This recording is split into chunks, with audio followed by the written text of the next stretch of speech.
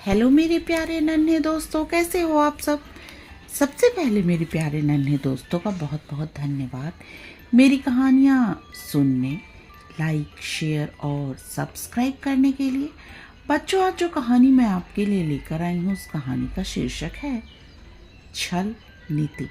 तो आइए कहानी शुरू करते हैं। एक बार पूरा देश ही सूखे का शिकार हो गया था। इंसान तो इंसान, बेचारे जंगली जानवर भी प्यासे मरते हुए दूर दराज के क्षेत्रों में पानी की तलाश में भागने लगे। जिधर भी पानी मिलने की आशा होती उधर ही ये जानवर भागने लगते। काशीपुरम के जंगल में एक सरोवर के किनारे हाथियों का एक झुंड रहता था। झुंड का सरदार कर्ण नाम का हाथी था। असल में इन हाथियों का परिवार कई वर्षों से इसी सरोवर पर रहता था, परंतु जब इस सरोवर में पानी कम हो गया तो हाथियों को नहाने और पीने के पानी की बहुत तंगी होने लगी। ऐसी हालत में हाथियों के सरदार ने यह फैसला कर लिया कि वे अब इस सरोवर को छोड़कर साथ वाले सरोवर में चले जाएंगे। वहाँ खूब पानी है। हाथियों का सरदार उस सरोवर का पानी दिखाने के लिए सभी हाथियों को ले गया। उस सरोवर पे रहने वाले खरगोशों ने सरदार को जैसे ही देखा वैसे वे एकदम डर गए।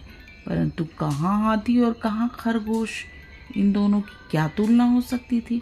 उस दिन के बाद तो सभी हाथी मजे से उस सरोवर में नहाने लगे और खूब जी भरकर पानी पीने लगे।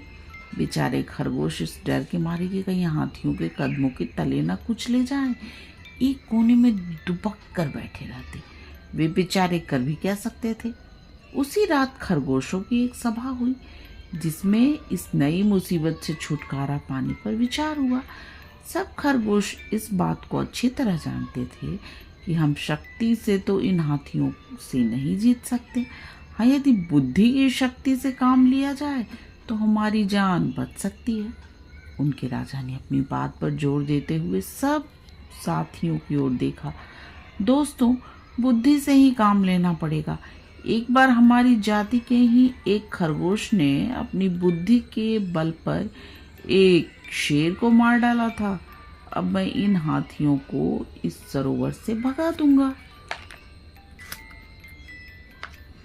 सब लोग अपने राजा के मुंह की ओर देख रहे थे। उन्हें पता था कि उनका सरदार जो कहता है करके दिखाता है। सुबह होते ही वह खरगोश बड़े धैर्य से हाथियों के सरदार के पास जाकर बोला, हे गजराज, आप लोग यहाँ पर क्या करने आए हैं? तुम हमसे पूछने वाले कौन हो? मैं तो खरगोश हूँ, चंद्रमा का दूत। मैं देवराज चंद्र के कहने पर ही आपके पास आया हूँ। चंद्रमा ने तुम्हें हमारे पास क्यों भेजा है?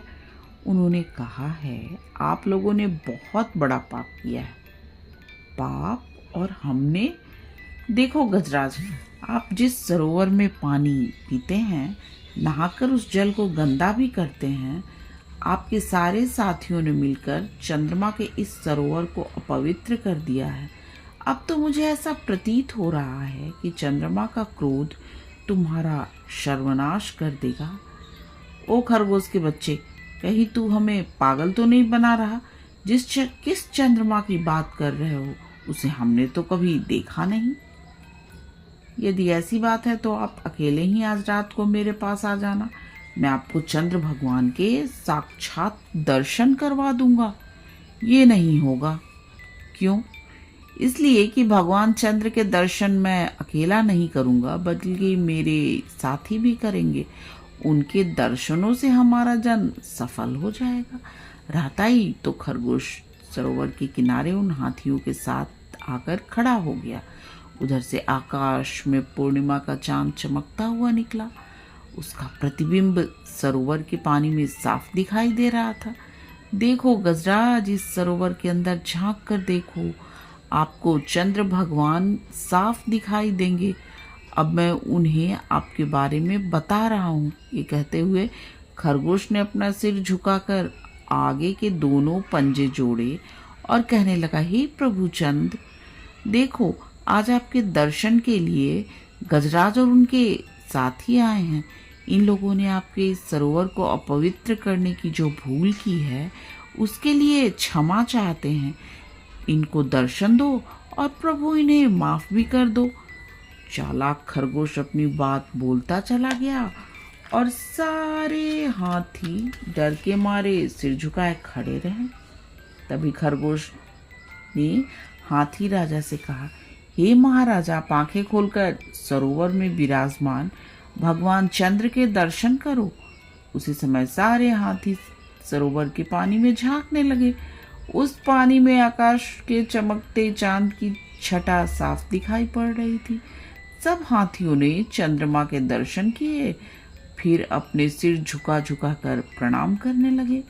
तभी गजराज बोले, हे प्रभु, हमसे जो भूल हो गई उसके लिए हम क्षमा चाहते हैं और आज ये प्रतिज्ञा भी करते हैं कि आज के पश्चात आपके इस पवित्र सरोवर को हम गंदा नहीं करेंगे।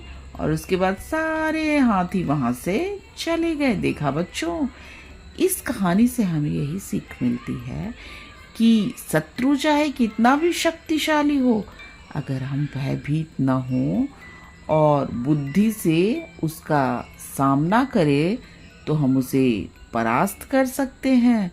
बच्चों, आज की कहानी अगर आपको पसंद आई तो प्लीज़ मेरे चैनल को सब्सक्राइब करो और मेरे प्यारे नन्हे दोस्तों, आप आराम से सो जाओ और सपनों की दुनिया में खो जाओ। गुड नाइट मेरे प्यारे नन्हे दोस्तों, गुड नाइट।